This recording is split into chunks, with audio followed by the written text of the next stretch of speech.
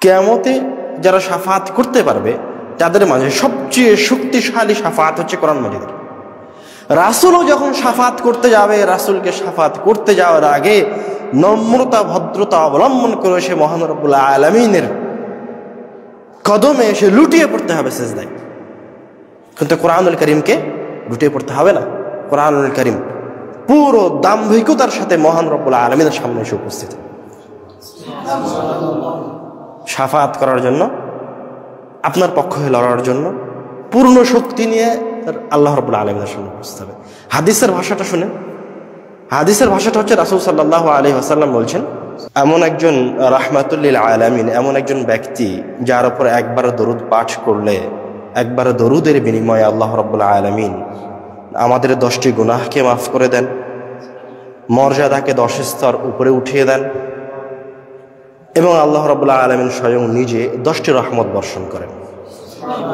সেই মহামানবের প্রতি হাজারো দরুদ ও সালাম বর্ষিত হোক। সকলেই বলি সাল্লাল্লাহু আলাইহি ওয়াসাল্লাম। আমার আজকের আলোচনার বিষয় অবগত করানো হয়েছে কোরআনুল কারীমের গুরুত্ব, তাৎপর্য। সেখানে যাওয়ার আগে আমরা আমভাবে কয়েকটা কথা বলে নেই।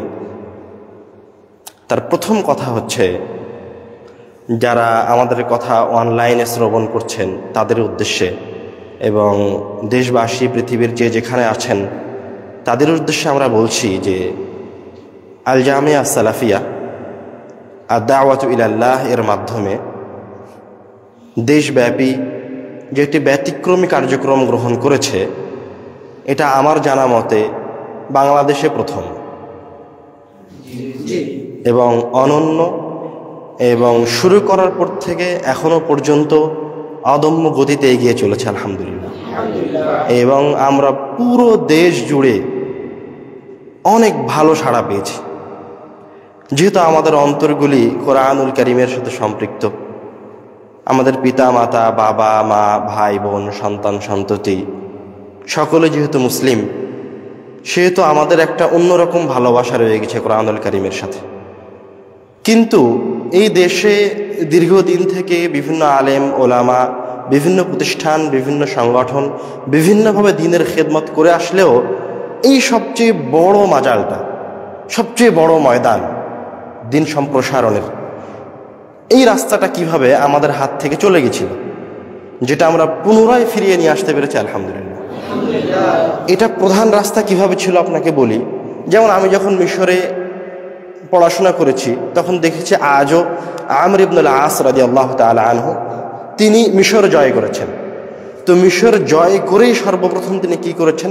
একটা মসজিদ নির্মাণ করেছেন, যেখানে মানুষের দ্বীন শিক্ষার ব্যবস্থা করেছেন। মুহাম্মদ সাল্লাল্লাহু আলাইহি ওয়াসাল্লাম যখন মক্কা থেকে মদিনায় এসেছেন, সর্বপ্রথম তিনি কি করেছেন? একটা মসজিদের জায়গা নির্বাচন করেছেন, মসজিদ নির্বাচন করেছেন, সেখানে দ্বীন শিক্ষার ব্যবস্থা গ্রহণ করেছেন। তো স্পষ্ট বোঝাই যাচ্ছে যে দ্বীন শিখানোর সবচেয়ে বড় মাধ্যম, সবচেয়ে উত্তম মাধ্যম, শ্রেষ্ঠ মাধ্যম হচ্ছে মসজিদ, মক্তব, মসজিদ ভিত্তিক দ্বীন শিক্ষা, যেখানে দ্বীন শিক্ষা ছোট বাচ্চা থেকে না শুরু করে বয়োবৃদ্ধ বয়স্ক সবার জন্য উন্মুক্ত থাকবে। এবং আলহামদুলিল্লাহ আমরা যে শুধু এই কাজ শুরু করেছি তাই নয়, আমরা এই মক্তব আনুমানিক এখন পর্যন্ত প্রায় 400-র অধিক মক্তব চালু করা হয়েছে ফালিল্লাহিল হামদ। এবং যে সমস্ত মক্তব চালু করা হয়েছে এবং বিভিন্ন মক্তব থেকে, পুরো দেশ থেকে এই যে আপনারা আসতেছেন, শত শত শিক্ষকরা এসে আমাদের এখানে দার্স নিয়ে যাচ্ছে, প্রশিক্ষণ নিয়ে যাচ্ছে। আমরা শিক্ষকদেরকে তৈরি করার চেষ্টা করছি যাতে করে তারা আমাদের সন্তানদেরকে আরও ভালো শিক্ষা প্রদান করতে পারে। এই যে আমরা শিক্ষকদেরকে তৈরি করছি, এই জায়গাতেও আমরা চেষ্টা করছি সবচেয়ে ভালো ব্যবস্থা করার। কীভাবে সবচেয়ে ভালো ব্যবস্থা করার চেষ্টা করছি? যেমন আমাদের এখানে যারা দারাজ দিচ্ছে, তারা আমাদের বাংলাদেশে বর্তমান সময়ে আহলে হাদিস সমাজের সবচেয়ে বড় বড় বিদ্যান। কে দারাজ দিচ্ছে? যেমন আমাদের ইন্ডিয়া থেকে আসা ইউসুফ মাদানি, অন্যতম একজন বিখ্যাত বড় আলেম, যিনি জামিয়া সালাফের নিয়মিত শিক্ষক। দার্স দিচ্ছে হাসানুল বান্না মাদানি, উনিও ইন্ডিয়া থেকে পড়াশোনা করে আসা জামিয়া সালাফের একজন শিক্ষক। দার্স দিচ্ছেন আমাদের সকলের পরিচিত শেখ আব্দুর রাজ্জাক বিন ইউসুফ। এছাড়াও আমাদের যারা কোরআন শিক্ষার ট্রেনিং দিচ্ছেন তারাও বিভিন্ন জায়গা থেকে ট্রেনিং নিয়ে আসা যোগ্য ব্যক্তি, এবং আলহামদুলিল্লাহ আল্লাহ রাব্বুল আলামিন এইবার আমাকেও এই অধমকেও থাকার তৌফিক দান করেছে, আলহামদুলিল্লাহ। তো আজকের আলোচনা শুরু করার আগে আমি আপনাদেরকে, যেহেতু আপনাদের এটা শেষ বৈঠক, আপনারা এখানে একটা উদ্দেশ্য নিয়ে এসেছেন, সেই উদ্দেশ্যটা বাস্তবায়ন করা, অন্তরে এটার প্রতিফলন করা নিয়ে আমি শুরুতে আমার মূল আলোচনায় যাওয়ার আগে 2-3টা কথা বলব। তার প্রথম কথা হচ্ছে, আমরা এখানে এসেছি, কোরআন শিখছি, দিন শিখছি, দোয়া দরুদ মুখস্থ করছি। এগুলো কিসের জন্য করছি? জিকির করবো এই জন্য, আল্লাহ রাব্বুল আলামিনের জিকির করবো এই জন্য। আল্লাহ রাব্বুল আলামিন কোরআনুল কারীমে কি বলছেন? ইন্না নাহনু নাযালনা যিকরা ওয়া ইন্না লাহু লাহাফিযুন। আল্লাহ রাব্বুল আলামিন তার কোরআনুল কারীমকে কি বলেছেন? জিকির বলেছেন। আমি এই জিকিরকে অবতীর্ণ করেছি এবং আমি এই জিকিরকে সংরক্ষণ করব, তাই না? তো আমি আসলে এই জায়গায় কোরআনুল কারীম জিকির করার যে সবচেয়ে উত্তম মাধ্যমগুলির একটা, সেটা বলতে চাই না। আমি এই জায়গায় আপনাদেরকে বোঝাতে চাই আসলে জিকির জিনিসটা কি। এই যে আমি আপনি দোয়া দরুদগুলি মুখস্থ করলাম, এইটাই মুখ দিয়ে বলার নাম কি জিকির? না জিকির আসলে অন্য কিছু? জিকির বৃহৎ কিছু। যেহেতু আমরা লম্বা আলোচনা করবো না, সেজন্য আপনাদেরকে জিজ্ঞাসা করে আপনাদের উত্তর শুনছি না, আমি নিজেই বলে যাই। জিকির বৃহৎ কিছু কিভাবে জিকিরকে বোঝা যাবে?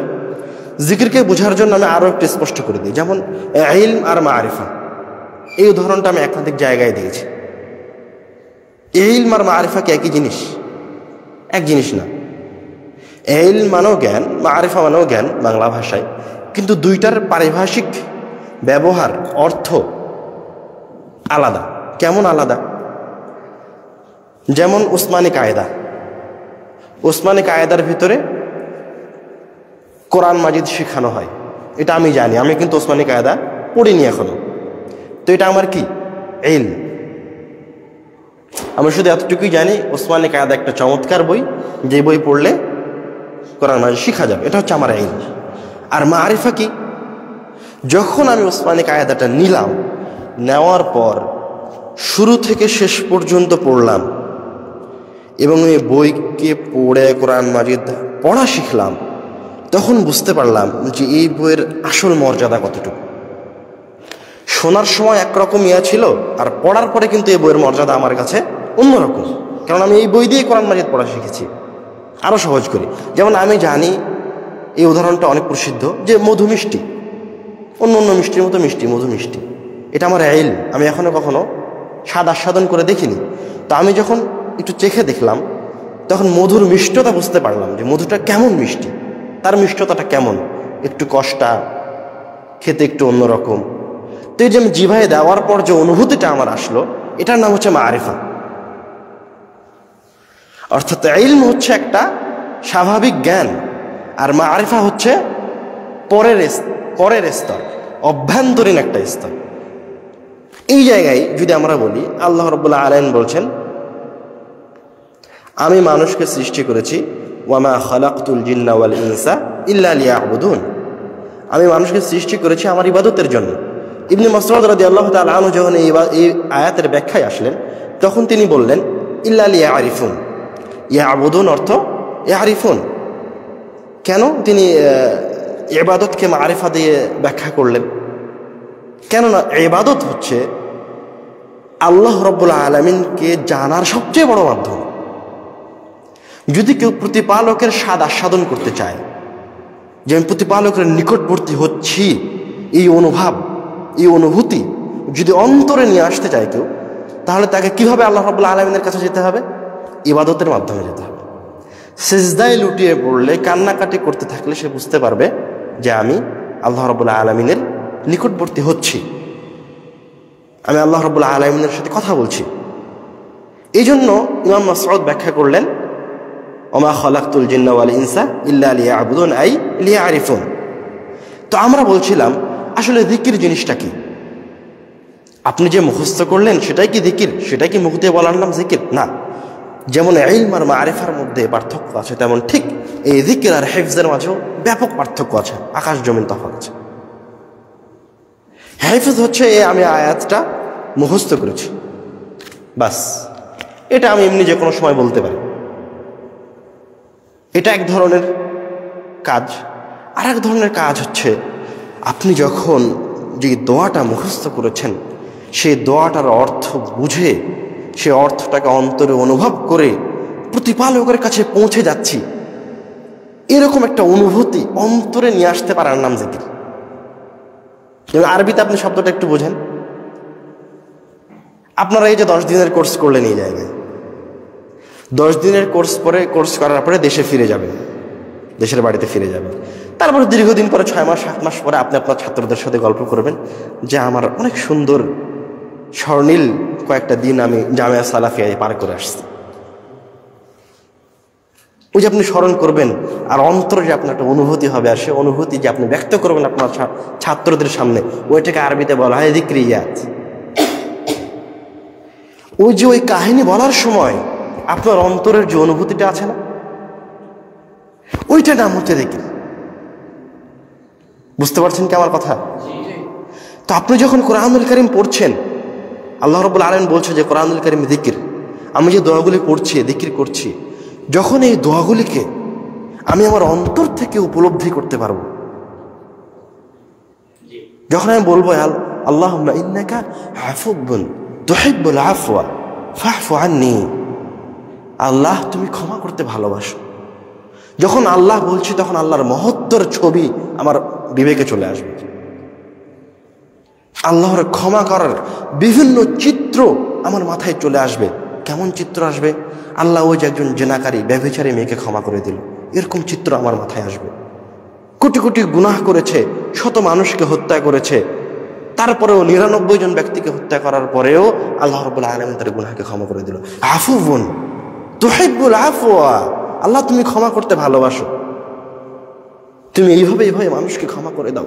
ফাফু আন্নি, আমি আর কি করেছি আল্লাহ, আমার ক্ষমা করতে তোমার বাঁধবে। এর নাম হচ্ছে কি? যিকির। এর নাম হচ্ছে ওই প্রতিপালককে স্মরণ করা, যেইভাবে আমি প্রতিপালককে বুঝেছি। আপনি প্রতিপালককে যেভাবে বুঝেন সেভাবে তার যিকির করবেন। আপনি ঘটনা জানেন না, এতগুলি কোরআন হাদিসের ঘটনা আপনার জানা নাই, আপনার সামনে আসমান আছে, জমিন আছে, আল্লাহ রাব্বুল আলামিন শত শত মাখলুকাত আছে। একটা বীজ থেকে আল্লাহ রাব্বুল আলামিন কিভাবে একটা গাছ তৈরি করছেন, এত বড় আসমান কিভাবে নির্মাণ করেছেন, এটা স্মরণ করে ওই আয়াত, যে আয়াত দিয়ে আপনি আল্লাহ রাব্বুল আলামিনের দোয়া করছেন, যে আয়াত তেলাওয়াত করে আল্লাহ রাব্বুল আলামিনের যিকির করছেন, সেই আয়াতকে আপনার অন্তর দিয়ে উপলব্ধি করেন যে যিকির। তো আমরা এই সম্পূর্ণ কার্যক্রমটা কেন করছি? প্রতিপালকের যিকিরে লিপ্ত হব, তাই কেন করছি? আরও একজন মানুষকে প্রতিপালকের যিকিরের দিকে নিয়ে আসবো, তাই আমাদের সন্তান সন্ততিদেরকে। সুতরাং অবশ্যই আমার নিজেকেও জানতে হবে যে আমি আসলে কি পেশায় নিয়োজিত আছি, আমার এই পেশা কত মহান পেশা। এই পেশার উপরে অন্য কোনো পেশা নাই। কোরআনের গুরুত্ব হাদিসগুলো এখনই আসবে। তা আমরা বলতে চাচ্ছিলাম যে যিকির আর হিফজ দুইটা জিনিস কিন্তু সম্পূর্ণ আলাদা। যেমন আল্লাহ রাব্বুল আলামিন যখন যিকিরের কথা বলছে, কোরআন মাজিদের যিকিরের কথা বলেছে, ওয়া আরাদনা জাহান্নামা ইয়াওমাইযিন লিল কাফিরিন আরদা, আমি কাফেরদের সামনে কাফেরদেরকে জাহান্নামের মুখোমুখি করব। কেন তাদেরকে জাহান্নামের মুখোমুখি করা হবে? আল্লাযীনা কানাত আ'য়ুনুহুম ফি গিতাইন আন যিকরি, তাদের চোখের সামনে কি ছিল? পর্দা ছিল। লা ইস্তাতিউনা সামআ, তারা প্রতিপালকের যিকিরকে শুনতে পেত না। শুনতে পেত না মানে কি তারা কানে কোরআন তেলাওয়াত শুনতে পেত না? এমনটা কি? এমনটা নয়। মুশরিকরা তো কানে কোরআন তেলাওয়াত শুনতে পেত, তাই না? তার মানে এই যিকির মানে কি? কান দিয়ে শোনা নয়। যিকির মানে শুধু জিহ্বা দিয়ে বলা নয়। যিকির মানে কি? অন্তর দিয়ে অনুভব করা। যেমন আরো একটা আয়াত আপনাদেরকে বলি, আল্লাহ রাব্বুল আলামিন বলছেন, আল্লাযীনা আমানু ওয়া তাতমাইন্নু কুলুবুহুম বিযিকরিল্লাহ, আলা বিযিকরিল্লাহি তাতমাইন্নুল কুলুব। যারা আল্লাহ রাব্বুল আলামিনের উপর ঈমান আনায়ন করেছে তাদের অন্তর কি দিয়ে প্রশান্ত হয়? যিকিরের মাধ্যমে প্রশান্ত হয়। জিকিরের চাইতে কি বড় মহান মহৎ কোনো জিনিস আছে যেটা আমাদের অন্তরকে প্রশান্ত করতে পারে? এই জন্য আমরা জিকিরকে বোঝাতে চাচ্ছিলাম যে আমরা যে কার্যক্রম সম্পাদন করছি, এই সম্পূর্ণ কার্যক্রমটা হচ্ছে শুধুমাত্র মহান রব্বুল আলামিনের জিকিরের জন্য, ওই রব্বুল আলামিনকে স্মরণ করার জন্য। জিকিরের অর্থটা অনুভব করা অত্যন্ত জরুরি। হিফজ মানে কি আর জিকির মানে কি, এটা বোঝা খুবই জরুরি। এবং এটা আপনি যাকে শিখাবেন তাকেও এই জিনিসটা বুঝিয়ে দিতে হবে, প্রত্যেকটা মানুষকে বুঝতে হবে। আপনারা ছাত্রদেরকে বোঝাবেন ইনশাল্লাহ। এখন আমরা আমাদের আলোচনার দ্বিতীয় পর্বে আসি, সেটা হচ্ছে কোরআনুল কারীমের গুরুত্ব তাৎপর্য। আপনারা সবাই শিক্ষক, আলহামদুলিল্লাহ। আমার সামনে যারা উপস্থিত আছে তারা সবাই শিক্ষক, তাদের সামনে আমি কথা বলছি, এটা মহান রব্বুল আলামিনের অনেক বড় সৌভাগ্য। আপনি আমার কাছ থেকে কিছু শিখে যাবেন, তারপর আপনার শত শত ছাত্রকে শিখাবেন, আর তার সব মেয়েকে আমার কাছে ফিরে আসবে, এর চাইতে সৌভাগ্যের কোনো কিছু নাই। আল্লাহ রাব্বুল আলামিন যেন আপনাদের কার্যক্রম কবুল করে এবং আমার এই খেদমতকেও কবুল করে, আল্লাহুম্মা আমিন। বলছিলাম যে কোরআনুল কারীমের গুরুত্ব তাৎপর্যের কথা যদি আমরা বলতে যাই তো অসংখ্য হাদিস আসবে, অসংখ্য আয়াত আসবে। সে হাদিস আর আয়াতে প্রবেশ করার আগে আপনারা শিক্ষক, আপনাদের জন্য বিশেষ করে কোরআনুল কারীমের তাজবীদের গুরুত্ব বোঝানোর জন্য, একটা শব্দ একটা বাক্য শুদ্ধ করে পড়া বা একটা শব্দের গুরুত্ব বোঝানোর জন্য আমি দুটো উদাহরণ দেব। তার প্রথম উদাহরণ হচ্ছে আল্লাহ রাব্বুল আলামিন বলছেন, তুমি যখন কোরআন তেলাওয়াত করো তখন কি করো? ফাস্তাঈদ বিল্লাহি মিনাশ শাইতানির রাজিম, আউযু বিল্লাহি মিনাশ শাইতানির রাজিম বলে কোরআন তেলাওয়াত শুরু করো।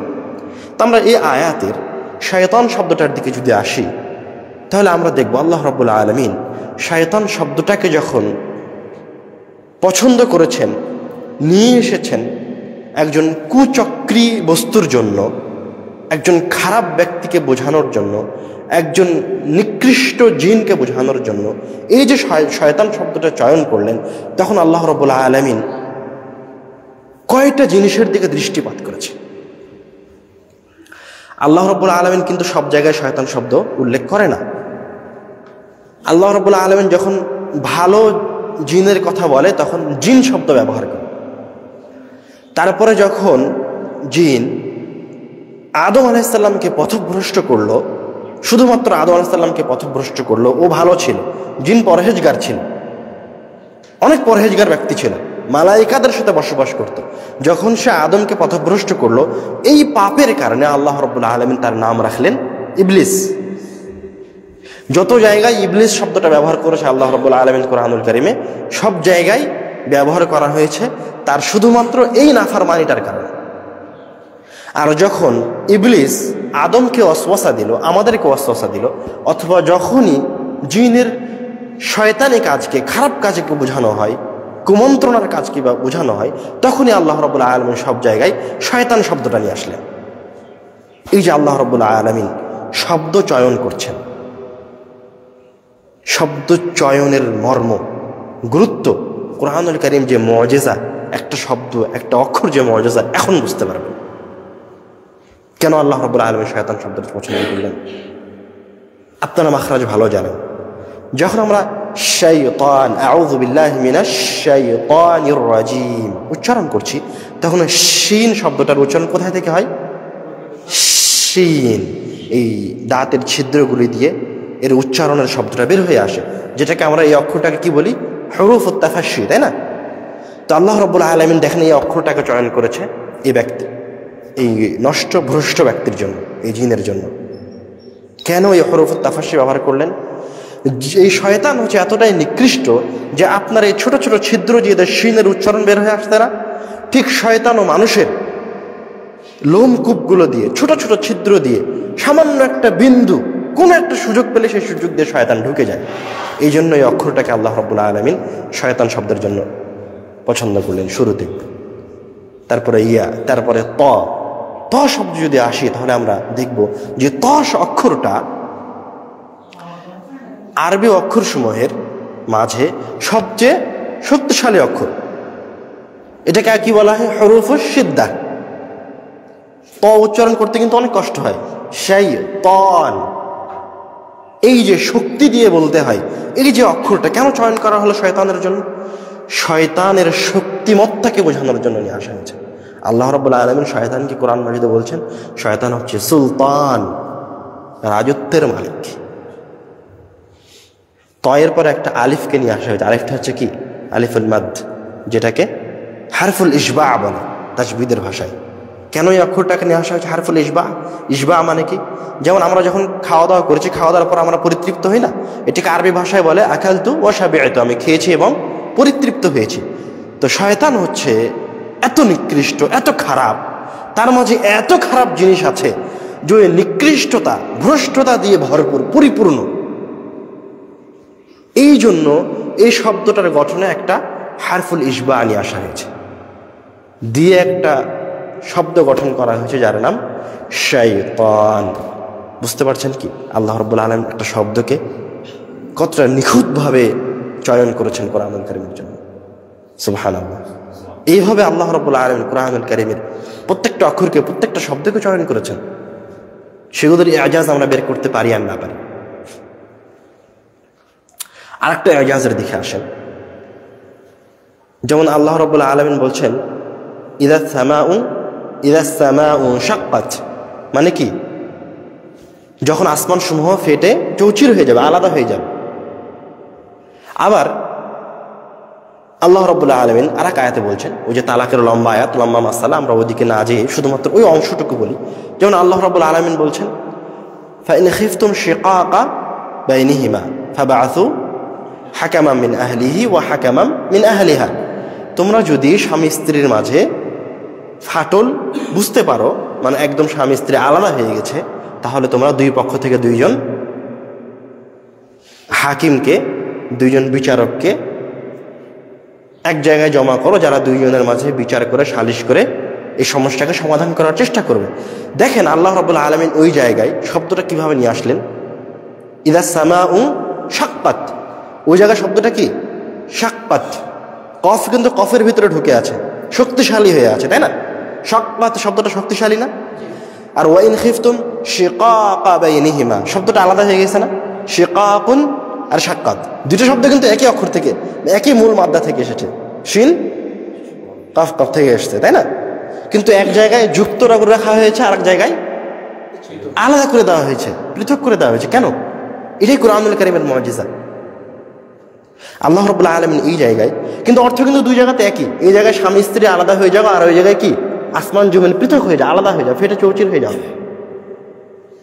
কিন্তু ওইটা হচ্ছে ভয়ঙ্কর। কিয়ামতের দিন যখন আসমান জমিন ফেটে চৌচির হয়ে যাবে, এটা একটা ভয়ঙ্কর রূপ, ভয়ঙ্কর। এই ভয়ঙ্কর রূপকে বোঝানোর জন্য আল্লাহ রাব্বুল আলামিন কি নিয়ে আসলেন? কঠিন একটা শব্দ চয়ন করলেন। একটা শব্দকে আরেকটা শব্দ, একটা অক্ষরকে আরেকটা অক্ষরের ভিতরে ঢুকিয়ে দিয়েছেন। আবার যখন স্বামী স্ত্রীর বিষয়ে আসছেন, তখন স্বামী স্ত্রীর মাঝে যখন গন্ডগোল হয়ে যায়, তখন তারা আলাদা হয়ে যায়, দূরে চলে যায়। স্বামী তার বাসায়, স্ত্রী তার বাপের বাসায়। এবং এটা কি? এই আসমান জমিদের মাঝে সবচেয়ে উত্তম সম্পর্কগুলির মাঝে একটা সম্পর্ক কি? স্বামী স্ত্রীর সম্পর্ক। তো আল্লাহ রাব্বুল আলামিন ওই স্বামী স্ত্রীর বিচ্ছিন্ন হয়ে যাওয়াটা যে একটা বেদনাদায়ক, একটা কষ্টদায়ক, এটা বোঝানোর জন্য শব্দটাকে চেঞ্জ করে ফেললেন। কি বলছেন? শিকাকা বাইনিহিমা। শিকাকা বলার সময় একরকম অনুভূতি আসবে আপনার, আর শাক্কা বলার সময় একরকম অনুভূতি আসবে। সুবহানাল্লাহ। এভাবে আল্লাহ রাব্বুল আলামিন কোরআনুল কারীমের প্রত্যেকটা অক্ষরকে, প্রত্যেকটা শব্দকে, প্রত্যেকটা বাক্যকে চয়ন করেছেন। এই এজাজ বলতে থাকলে কিয়ামত পর্যন্ত এজাজ বলা যাবে কোরআনুল কারীমের, শেষ হবে না। আপনাদেরকে এটা বললাম কারণ আপনারা শিক্ষক।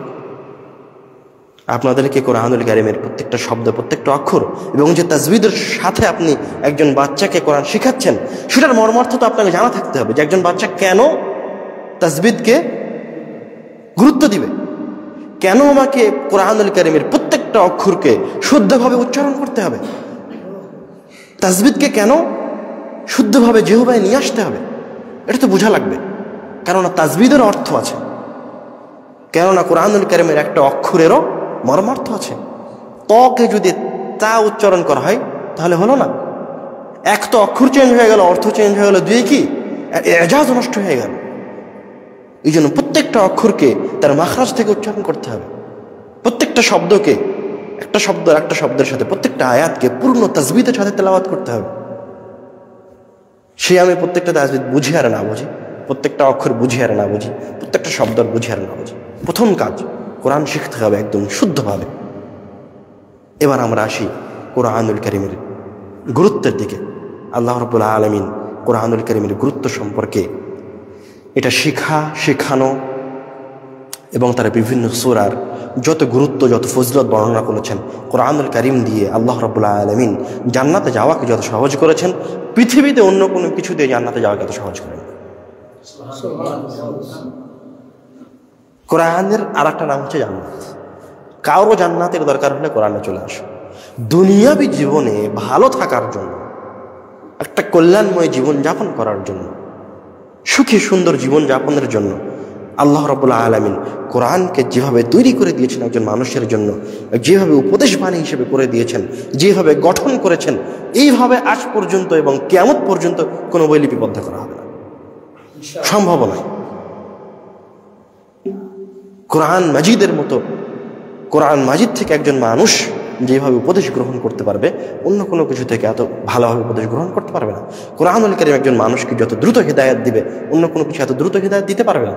এগুলো সব আল্লাহ রাব্বুল আলামিন কোরআনুল কারীমের আয়াতে বলেছেন, যেগুলো আমি বাংলায় আপনাদেরকে ছোট ছোট করে বলে যাচ্ছি। এখন আমরা কয়েকটা হাদিসের দিকে আসি। তার প্রথম হাদিস হচ্ছে রাসূল সাল্লাল্লাহু আলাইহি ওয়াসাল্লাম বলছেন, আন উসমান রাদিয়াল্লাহু তাআলা আনহু قال قال رسول الله صلى الله عليه وسلم خيركم من تعلم القرآن وعلمه। উসমান রাদিয়াল্লাহু তাআলা আনহু থেকে বর্ণিত, রাসূল সাল্লাল্লাহু আলাইহি ওয়াসাল্লাম বলেন, তোমাদের মাঝে সর্বোত্তম। তোমাদের মাঝে সর্বোত্তম মানে কি? খায়রুকুম মানে কি? তোমাদের মাঝে বলতে শুধু যে আপনাদের কয়জন আছে এমন নয়, আপনার পরিবারে, আপনার বাড়িতে, আপনার গ্রামে, এই দেশে, এই পৃথিবীতে সবচেয়ে উত্তম মানুষের যদি সারি করা হয়, সিরিয়াল করা হয়, খায়রুকুম মান তাআল্লামাল কুরআনা ওয়া আল্লামাহ, তাহলে এই সিরিয়ালে, এই পুরো পৃথিবীতে সবচেয়ে উত্তম মানুষের সিরিয়ালে সর্বপ্রথম কাতারে, প্রথম সারিতে যারা থাকবে তারা হচ্ছে যে নিজে কোরআন মাজিদ শিখার, আরেকজনকে শেখায়। এর নাম হচ্ছে খায়রুকুম মান তাআল্লামাল কুরআনা ওয়া আল্লামাহ। এই মর্যাদা আর কি দিয়ে নিয়ে আসবে? কোরআন মাজিদ ছাড়া অন্য কিছুতে এই মর্যাদা পাওয়া সম্ভব নয়। রাসূল সাল্লাল্লাহু আলাইহি ওয়াসাল্লাম বলছেন, ইকরাউল কোরআন, তোমরা কোরআন তেলাওয়াত করো। কেন কোরআন তেলাওয়াত করো? ফাইন্নাল কোরআন ইয়াতি শাফিআন লিআসহাবি, কেননা কোরআন মাজিদ একজন মানুষের জন্য কিয়ামতের দিনে শাফাআত করতে আসবে। কিয়ামতে যারা শাফাআত করতে পারবে তাদের মাঝে সবচেয়ে শক্তিশালী শাফাআত হচ্ছে কোরআন মাজিদের। রাসূলও যখন শাফাআত করতে যাবে, রাসূলকে শাফাআত করতে যাওয়ার আগে নম্রতা, ভদ্রতা অবলম্বন করে সে মহান রব্বুল আলামিনের কদমে এসে লুটিয়ে পড়তে হবে সিজদায়। কিন্তু কোরআনুল কারীমকে লুটিয়ে পড়তে হবে না। কোরআনুল কারীম পুরো দাম্ভিকতার সাথে মহান রব্বুল আলামিনের সামনে এসে উপস্থিত, শাফাআত করার জন্য, আপনার পক্ষ হয়ে লড়ার জন্য পূর্ণ শক্তি নিয়ে আল্লাহ রাব্বুল আলামিনের সামনে উপস্থিত হবে। হাদিসের ভাষাটা শুনেন। হাদিসের ভাষাটা হচ্ছে রাসূল সাল্লাল্লাহু আলাইহি ওয়াসাল্লাম বলছেন, ইকরাউজ যাহরাওয়াইন আল বাকারা ওয়া সূরাত আলে ইমরান, তোমরা দুইটি উজ্জ্বল শক্তিশালী সূরাকে তেলাওয়াত করো, সূরা বাকারা এবং সূরা আলে ইমরান। কেন? ফাইন্নাহুমা তাতিয়ানি ইয়াউমাল কিয়ামাতি শাফিআন লিআসহাবি, কেননা এই দুইটি সূরা কিয়ামতের দিন ওই তেলাওয়াতকারীর জন্য শাফাআত করতে আসবে। কিভাবে শাফাআত করবে?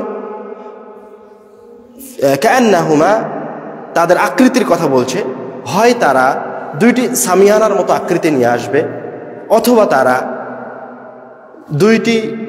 দুই ঝাঁক উড়তে থাকা, ডানা মেলে উড়তে থাকা পাখির মতো আকৃতি নিয়ে আসবে, অথবা তারা দুইটি মেঘখণ্ডের মতো আকৃতি নিয়ে আসবে। কিন্তু তারা আকৃতি নিয়ে আল্লাহ রাব্বুল আলামিনের সামনে উপস্থিত হবে। তো হাজ্জানি আন আসহাবিহিমা, আকৃতি নিয়ে উপস্থিত হওয়ার পরে যে ব্যক্তি সূরা বাকারা আলে ইমরান তেলাওয়াত করত, তাদের পক্ষ নিয়ে মহান রব্বুল আলামিনের সাথে তো হাজ্জানি আন আসহাবিহিমা ওকালতি করতে শুরু করবে। ওকালতি মানে কি জানেন? আমাদের কোর্টে যেমন ওকালতি হয়, দুই উকিল ঝগড়া লাগে, ওই রকম ওকালতি করতে শুরু করবে। আল্লাহ রাব্বুল আলামিন করবে, হে আল্লাহ, এই দুনিয়াবী জীবনে আমাকে তেলাওয়াত করেছে, তুমি তাকে জাহান্নামে দিতে পারো না, ওকে জান্নাতে নিয়ে যেতে হবে। এবং কোরআনুল কারীম ওই ব্যক্তিকে জান্নাতে নিয়ে যাবে। কোরআনের মর্যাদা, কোরআনের মর্যাদা শুধু যে তেলাওয়াত করছে তার মাঝে সীমাবদ্ধ নয়। যে তেলাওয়াত করছে সে পাবে, যে শিখাচ্ছে সে পাবে, যে শিখছে তার পিতামাতাও পাবে। রাসূল সাল্লাল্লাহু আলাইহি ওয়াসাল্লাম বলছেন, ইন্নাল কোরআন ইয়ালকা সাহিবাহু ইয়াউমাল কিয়ামাতি, কোরআনুল কারীম কিয়ামতের দিন যখন মানুষকে কবর থেকে উঠানো হবে তখন তার সাক্ষাতে আসবে। ফায়াকুলু লাহু হাল তা'রিফুনি, এবং কোরআন তেলাওয়াতকারীকে বলবে, তুমি কি আমাকে চিনতে পারছো? তখন কোরআন তেলাওয়াতকারী বলবে, মা আরিফুকা, কেননা কোরআনুল কারীম তো ওই দিন আকৃতি নিয়ে আসবে, এরকম হয়ে কোরআন মাজিদ এভাবে আসবে না, আকৃতি নিয়ে আসবে। মা আরিফুকা, আমি তো তোমাকে চিনি না। তখন কোরআন মাজিদ বলবে, ইন্নী সাহিবুকাল কোরআন আল্লাযী আযমা'তুকা ফিল হাওয়াজির ওয়া আসহারতু লাইলাক, আমি হচ্ছে সেই কোরআন মাজিদ যাকে তুমি দ্বীপ্রহরের কঠিন রোদে গরমের মাঝে বসে থেকে তেলাওয়াত করেছো। আমি সেই কোরআন মাজিদ, আমি তোমার সেই পরম সঙ্গী যাকে তুমি রাত্রি জাগ্রত করে তেলাওয়াত করেছো। যে কোরআন মাজিদ শেখার জন্য তুমি আজকে বাসা বাড়ি ছেড়ে জামিয়া সালাফে উপস্থিত হয়েছো, কষ্ট করেছো, আমি হচ্ছে তোমার সেই পরম সঙ্গী কোরআন মাজিদ। ফায়ু'তাল মুলকা বিয়ামিনিহি ওয়াল খুলদ বিশিমালিহি, এই কথা বলার পরে ওই কোরআন তেলাওয়াতকারীর ডান হাতে দেওয়া হবে রাজত্ব, আর বাম হাতে দেওয়া হবে এই রাজত্বের স্থায়িত্ব, চিরস্থায়ী রাজত্ব দেওয়া হবে। ওয়ায়ুদাউ আলা রাসিহি তাজুল ওয়াকার, এই কিয়ামতের ভয়াবহ ময়দানে ওই কোরআনুল কারীম তেলাওয়াতকারীর মাথায় ইউদাউ আলা রাসিহি তাজুল ওয়াকার, সম্মানের মুকুট পরিধান করা। এখানে শেষ হয়ে যায়নি, ওয়ায়ুকসা ওয়ালিদাহুমা হুল্লাতানি লা তাকুমু লাহুমা দুনিয়া ওয়া মা ফিহা, এবং ওই কোরআন তেলাওয়াতকারীর পিতামাতাকে উপস্থিত করানো হবে। উপস্থিত করানোর পরে আসমান এবং জমিনের মাঝে, আসমান এবং জমিনের চাইতে মূল্যবান দুইটি পোশাক তার পিতামাতাকে পরিধান করানো হবে। বিমা কুসিনা হাদা, ওরা আশ্চর্য হয়ে পিতামাতা বলবে, আমাদের কেন এত সম্মান করা হচ্ছে? আশ্চর্য, ওর তো এরকম কোনো আমল নাই যার কারণে তাকে এত সম্মান করানো হবে। ওরা আশ্চর্য জিজ্ঞাসা করে, বিমা কুসিনা হাদা, তাহলে বিআখযি ওয়ালাদিকুমুল কোরআন, তোমাকে সম্মান করা হচ্ছে এই জন্য যে দুনিয়াবী জীবনে তুমি তোমার সন্তানকে কোরআন শিখিয়েছো। এটা হচ্ছে কোরআনুল কারীমের মর্যাদা, মহত্ব। রাসূল সাল্লাল্লাহু আলাইহি ওয়াসাল্লাম বলছেন, ইকরাউল কোরআন ফাইন্না আল্লাহ তাআলা লা ইউআযযিবু কলবান ওয়াল কোরআন, তোমরা কোরআন তেলাওয়াত করো, আল্লাহ রাব্বুল আলামিন কোরআন মাজিদ মুখস্থ আছে এইরকম কোন অন্তরকে, কোরআন মাজিদ মুখস্থ আছে এরকম কোন ব্যক্তিকে কোন প্রকার শাস্তির সম্মুখীন করবেন না। ইন্নাল কোরআনা মা'জাবাতুল্লাহ ফামান দাখালা ফিহি ফাহুয়া আমিন।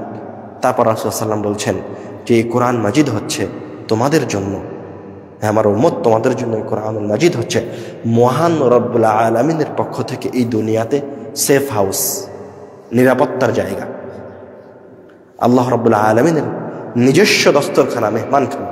ফামান দাখালা ফিহা ফাহুয়া আমিন, যে ব্যক্তি কোরআনের মাধ্যমে আশ্রয় গ্রহণ করবে, এই কোরআনের কাছে আসবে, মহান রব্বুল আলামিন তাকে নিজে নিরাপত্তা দেবে।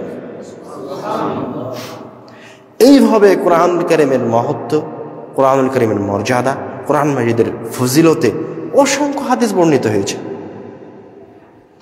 অসংখ্য আয়াত বর্ণিত হয়েছে, সব কোরআনুল কারীমের ফজিলতে।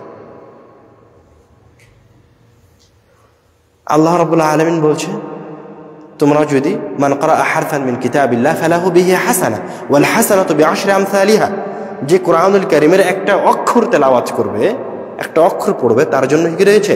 10 নেকি রয়েছে, 10টা হাসান।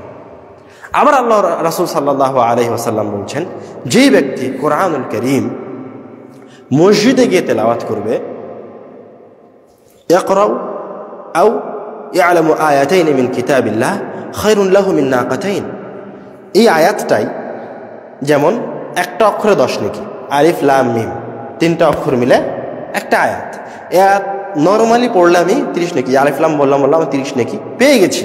ঠিক এই আয়াতটা যদি আমি মসজিদে গিয়ে তেলাওয়াত করি, তাহলে রাসূল সাল্লাল্লাহু আলাইহি ওয়াসাল্লাম বলছেন যে প্রত্যেকটা আয়াতের বিনিময়ে, প্রত্যেকটা 2 আয়াতের বিনিময়ে মসজিদে গিয়ে তেলাওয়াত করলে প্রত্যেকটা 2 আয়াতের বিনিময়ে সবচেয়ে দামি 2টি উটনির সমান নেকি প্রদান করা হবে। এরকম কোরআনের মর্যাদা। এবং এই হাদিস এটাও প্রমাণ করে যে কোরআন তেলাওয়াতের একটি অন্যতম জায়গা হচ্ছে মসজিদ।